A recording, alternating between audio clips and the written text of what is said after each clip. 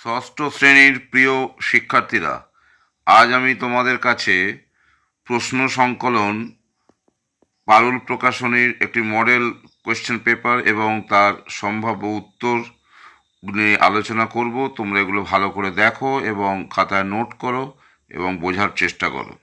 প্রথমেই দেখো 1 নম্বরের প্রশ্ন। এখানে 21টা প্রশ্ন থাকবে, 1x21। সঠিক উত্তর নির্বাচন করো বা মাল্টিপল চয়েস প্রশ্ন।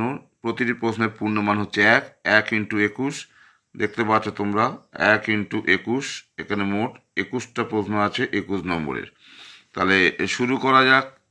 প্রথম প্রশ্ন কি বলেছে?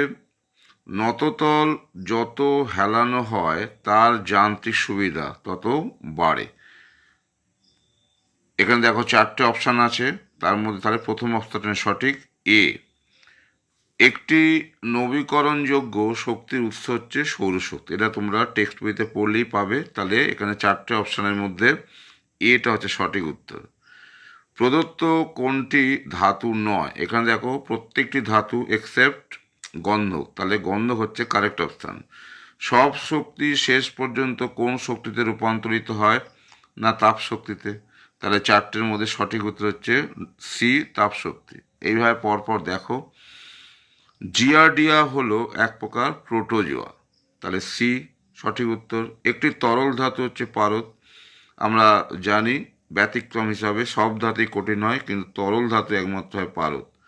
একইভাবে তোমরা জেনে থাকবে ব্রোমিন হচ্ছে তরল অধাতু। তাহলে এখানে কারেক্ট অপশন হচ্ছে বি। এককোষী জীবদের রাজ্যকে বলা হয় প্রোটিস্টা, ডি। নেক্সট হচ্ছে কানায় কানায় জল ভর্তি একটি গ্লাসে তোমার আঙুলটা ডোবালে তাতে কিছুটা জল পড়ে গেল। যেটুকু জল পড়লো তা হলো তোমার আঙুলের জলের মধ্যে ডোবানো অংশের ভর। তাহলে ভর হচ্ছে সঠিক উত্তর। প্রদত্ত কোন কথাটি সত্য নয়? মৌলিক পদার্থের ক্ষুদ্রতম কণাকে পরমাণু বলে। পরমাণু জুড়ে অণু তৈরি হয়। ভিন্ন মৌলের পরমাণু জুড়ে অণু তৈরি হয়। কার্বন টেট্রাক্লোরাইড অণুতে 3টে ক্লোরিন পরমাণু আছে। এটা ভুল, কারণ কার্বন টেট্রার সংকেত হচ্ছে CCl4, অর্থাৎ 4টে ক্লোরিন পরমাণু আছে, এখান দিয়ে 3টে, তাহলে এটা ভুল। তাহলে এটাই হচ্ছে তাহলে সত্য নয়। প্রদত্ত কোনটি দ্বিতীয় শ্রেণীর লিভার নয়? দেখো এখানে সবকটা হচ্ছে দ্বিতীয় শ্রেণীর লিভার, কিন্তু কাঁচি হচ্ছে প্রথম শ্রেণীর লিভার। তাহলে এটা দ্বিতীয় শ্রেণীর লিভার নয়। তাহলে কারেক্ট অপশন হচ্ছে এ। ঢেঁকি শাক এক প্রকার হচ্ছে ফার্ন, তাহলে সি উত্তর। তিমি চামড়ার নিচে অবস্থিত পুরু চর্বির স্তর হলো ব্লাবার, সি। মিথেনের সংকেত হচ্ছে CH4, এ। বল প্রয়োগের দিককে উল্টো করে দেয় আমরা জানি পুলি, তাহলে সি হচ্ছে সঠিক উত্তর। বাঘের কোন দাঁত তুলনামূলকভাবে বড় ও ধারালো? ক্যানাইন, তাহলে সি হচ্ছে সঠিক উত্তর। কণ্টক ত্বক বিশিষ্ট প্রাণীদের পর্বটি হলো একাইনোডার্মাটা, এ। একটি জৈব অভঙ্গুর বর্জ্য পদার্থের উদাহরণ কি? না, ইনজেকশন সিরিজ। স্পর্শহীন বল, এটা খুব ভালো উদাহরণ, এটা হচ্ছে ওজন। প্রমাণ মিটারের দণ্ডটিতে ইরিডিয়াম ও প্ল্যাটিনামের অনুপাত হয় 1:9, অর্থাৎ 10 ভাগ আর 90 ভাগ। প্রদত্ত কোন বর্জ্য পদার্থ মাটির সঙ্গে মিশে যায় না? এটা হচ্ছে এখানে যে কটা দেওয়া আছে সব কটাই, তাহলে ডি হচ্ছে সঠিক উত্তর। ডিজিটাল ঘড়ির সাহায্যে ন্যূনতম যে সময় পরিমাপ করা যায় সেটা হচ্ছে 0.01 সেকেন্ড, অর্থাৎ সময়ের 100 ভাগের 1 ভাগকেও পরিমাপ করতে পারে। তাহলে আশা করি তোমরা এই 21টা যে MCQ বা সঠিক উত্তর নির্বাচন করো, তোমরা প্রতিটি প্রশ্নেই নম্বর পাবে। এবার 2 নম্বর প্রশ্নে আসছি। এখানে দেখো 14টা প্রশ্ন আছে, 14 নম্বর, 1x14। তাহলে শুরু করা যাক।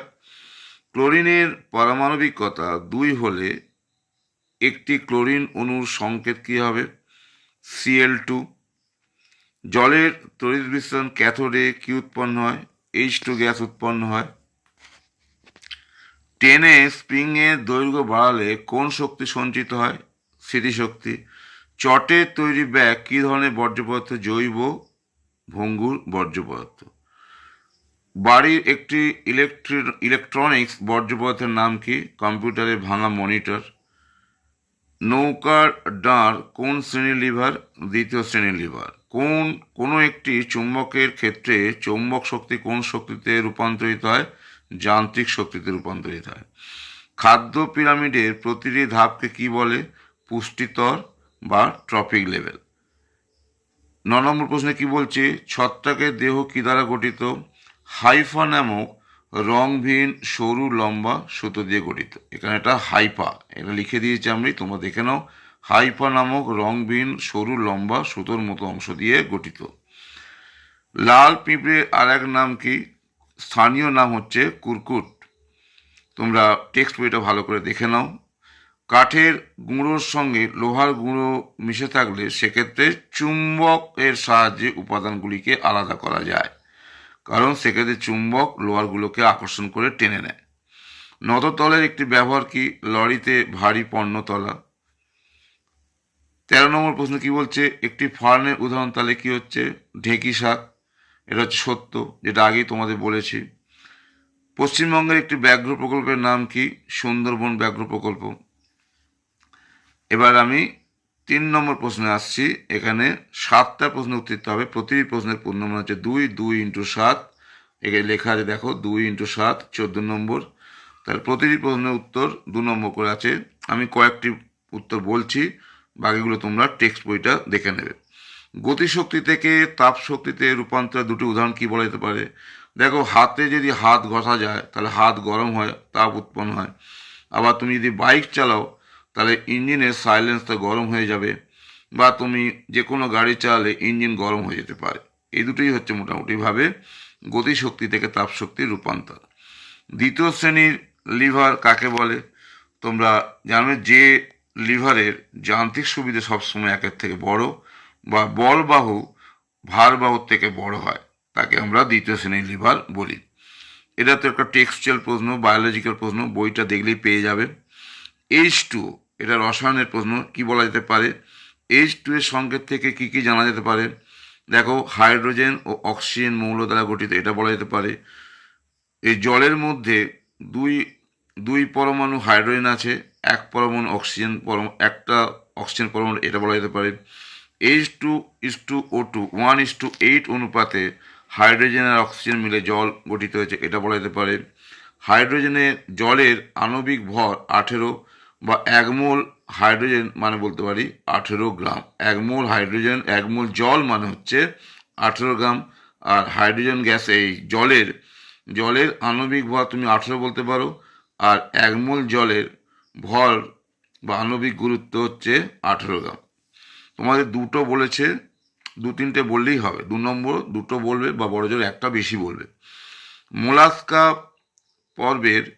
মোলাস্কা পর্বের দুটি বৈশিষ্ট্য কি বলা যেতে পারে? তোমরা লিখে নিতে পারো। দেহ নরম খণ্ডবিহীন হবে। এদের দেহে সিলম অবস্থিত। চলাচলের জন্য পেশিবহুল পা থাকে। ফুসফুস বা ফুলকার সাহায্যে এরা শ্বাসকার্য চালায়। রক্তে হিমোসায়ানিন নামক রঞ্জক ও অ্যামিবোসাইড নামক কোষ থাকে। তোমরা মোটামুটি দুটো বৈশিষ্ট্য, আমি অনেকগুলোই বলে দিলাম, তোমরা দুটোর জায়গায় 3টে লিখতে পারো, বা 2-1টা বেশিও লিখতে পারো। এবার আমি 4 নম্বর প্রশ্নে আসছি।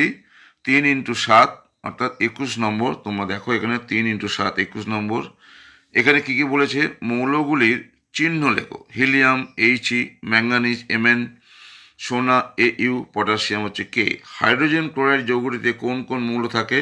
না, হাইড্রোজেন ক্লোরাইডের সংকেত হচ্ছে HCl, তাকে এখানে হাইড্রোজেন থাকে আর ক্লোরিন থাকে। ওকে, এগুলো তো একটু বড় প্রশ্ন, টেক্সটটা ভালো করে করলেই পাবে। 2 আর 3 তোমরা দেখে নাও। এখানে একটা ফিজিক্স বেস প্রশ্ন আছে, পদার্থবিদ্যা প্রশ্ন। স্থিতি ও গতি বলতে কি বোঝো? ঘর্ষণের ফলে বস্তুর কি ধরনের পরিবর্তন হয়? স্থিতি মানে কি? কোনো বস্তু স্থির অবস্থায় থাকা ধর্ম হচ্ছে স্থিতি, আর স্থিতিশীল বস্তু স্থির অবস্থায় থাকা ধর্ম হচ্ছে স্থিতি। গতিশীল বস্তুর গতি বজায় রাখা ধর্ম হচ্ছে গতি। ঘর্ষণের ফলে বস্তুর কি ধরনের পরিবর্তন হয়, এটা কি বলবে? 1 নম্বর ধরে বলা যেতে পারে গতিশক্তির তাপ শক্তিতে রূপান্তর হয়। 2 নম্বর বলা যেতে পারে বস্তুর গতি কমে যায়, আর দুটো পৃষ্ঠের মধ্যে ইলেকট্রন আদান প্রদান হতে পারে, যার ফলে বস্তুগুলোর মধ্যে আধান যুক্ত হতে পারে। তাহলে এই 3টে পরিবর্তন বললেই হবে। এটা তো বায়োলজিক্যাল প্রশ্ন, টেক্সট বইটা ভালো করে দেখো, দেখলেই পেয়ে যাবে। এখানে যেমন বলেছে একটা গোল কৃমি ও চ্যাপ্টা কৃমি কোন কোন পর্বের অন্তর্ভুক্ত। গোল কৃমি দেখো নেমাটোডা পর্ব, আর চ্যাপ্টার হচ্ছে প্লাটিহেলমিনথেস পর্ব। একইভাবে তোমরা 6, তোমার কাছে একটি যন্ত্র আছে, এটি কার্যকর করতে নিয়মিত পরিচর্যা, একটা বলা যেতে পারে পরিষ্কার যন্ত্রটি ব্যবহার করার পর নিয়মিত একে পরিষ্কার কাপড় দিয়ে এটাকে পরিষ্কার করতে হবে। আর মোবিল বা যে কোনো পিচ্ছিলকারক তেল দিতে হবে যাতে ঘর্ষণটা কম হবে এবং স্মুথভাবে চলে। এরকম আরও অনেক পয়েন্ট আছে, তোমরা টেক্সট বইটা দেখো, দেখলেই পাবে। একইভাবে আন্তর্জাতিক প্রমাণ মিটারে কাকে বলে, এটাও তোমরা টেক্সটটা ভালো করে পড়লে পাওয়া যাবে, এটা মুখস্থভিত্তিক প্রশ্ন। এখানে যেমন বলেছে দেখো লব্ধ একক কাকে বলে, তোমরা মৌলিক একক পড়েছ। লব্ধ একক মানে যে একক প্রাথমিক বা মৌলিক এককের দিয়ে গঠিত। যেমন ধরো আমি উদাহরণ দিয়ে বলতে পারি যে দৈর্ঘ্য ভর সময়, এগুলো হচ্ছে মৌলিক বা প্রাথমিক একক, অর্থাৎ যে একক এই দৈর্ঘ্য ভর সমন্বয়, দৈর্ঘ্য ভর সময়ের সমন্বয়ে গঠিত। যেমন ধরো তোমরা বলতে পারো যে ভরবেগ, ভরবেগ বলতে পারো, বল বলতে পারো, এগুলো সব হচ্ছে দৈর্ঘ্য ভর সময়ের সমন্বয়ে গঠিত। তাহলে এগুলো হচ্ছে লব্ধ একক। তাহলে উদাহরণ হিসেবে বলা যেতে পারে ভরবেগ, বল ইত্যাদি ইত্যাদি, গতিশক্তি, স্মৃতিশক্তি, কার্যক্ষমতা শক্তি, এগুলো সবই হচ্ছে লব্ধ একক। তাহলে আজকে আমি তোমাদের কাছে মোট 70 নম্বরের বিভিন্ন প্রশ্ন নিয়ে আলোচনা করলাম। 21 নম্বর হচ্ছে এমসিকিউ প্রশ্ন, সঠিক উত্তর নির্বাচন করো। অতি সংক্ষিপ্ত হচ্ছে 14 নম্বরের প্রশ্ন, আর 7টি হচ্ছে 2 নম্বরের, 14 নম্বর হচ্ছে সংক্ষিপ্ত প্রশ্ন, আর মাঝারি প্রশ্ন হচ্ছে 7টা 3 নম্বর করে 21 নম্বর। তাহলে এই মোট 2.5 ঘন্টা ব্যাপী 70 নম্বরের প্রশ্ন নিয়ে আলোচনা করলাম। এটা অবশ্যই একটা প্র্যাকটিস প্রশ্ন বলা যেতে পারে। তোমরা ভালো করে এগুলো পড়ো, এই জাতীয় আরও অনেক প্রশ্ন তোমরা কোশ্চেন ব্যাংক বা সহায়িকা বইতে পাবে। আশা করি এগুলো করলে তোমাদের থার্ড সামেট্রিক ইভ্যালুয়েশন যে পরীক্ষা, তাতে তোমরা সফল হবে। তাহলে এই বলে আমি আজকের ভিডিও শেষ করছি।